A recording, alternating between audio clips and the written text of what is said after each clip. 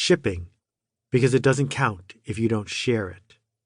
Creative, because you're not a cog in the system. You're a creator, a problem solver, a generous leader who is making things better by producing a new way forward. Work, because it's not a hobby. You might not get paid for it, not today, but you approach it as a professional. The muse is not the point. Excuses are avoided, and the work is why you are here. Lost in all the noise around us is the proven truth about creativity. It's the result of desire. The desire to find a new truth, solve an old problem, or serve someone else. Creativity is a choice. It's not a bolt of lightning from somewhere else.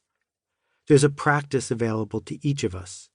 The practice of embracing the process of creation in service of better. The practice is not the means to the output. The practice is the output, because the practice is all we can control. The practice demands that we approach our process with commitment. It acknowledges that creativity is not an event. It's simply what we do, whether or not we're in the mood. Sculptor Elizabeth King said it beautifully. Process saves us from the poverty of our intentions. Learn to juggle, draw an owl, make things better, without regard for whether it's going to work this time. The practice will take you where you seek to go better than any other path you can follow. And while you're engaging in the practice, you'll honor your potential and the support and kindness of everyone who came before you. 1. It's possible. This is a program for people who want to lead, to write, or to sing.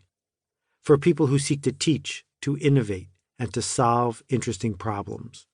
For people who want to go on the journey to become a therapist, a painter, or a leader. For people like us. It's possible. The people who came before us have managed to speak up, stand up, and make a difference. While each journey is unique, each follows a pattern. And once you see it, it's yours. We simply need to find the courage to be more creative. The forces that are holding us back have long been unseen, but we can see and understand them and begin to do our work. The practice is there if we're willing to sign up for it, and the practice will open the door to the change you seek to make. 2. The pattern and the practice. Our lives follow a pattern. For most of us, that pattern was set a long time ago. We chose to embrace a story about compliance and convenience, the search for status in a world constrained by scarcity. The industrial economy demands it. It prods us to consumption and obedience. We trust the system and the people we work for to give us what we need, as long as we're willing to continue down the path they've set out for us. We were all brainwashed from a very early age to accept this dynamic and to be part of it. The deal is simple. Follow the steps, and you'll get the outcome the system promised you. It might not be easy, but with effort, just about anyone can do it. So we focus on the outcome, because that's how we know we followed the steps properly. The industrial system that brainwashed us demands that we focus on outcomes to prove we followed the recipe. That priority makes sense if the reliable, predictable outcome really matters and the payoff is truly guaranteed. But what happens when your world changes? Suddenly, you don't always get what was guaranteed, and the tasks you're asked to do just aren't as engaging as you'd like them to be.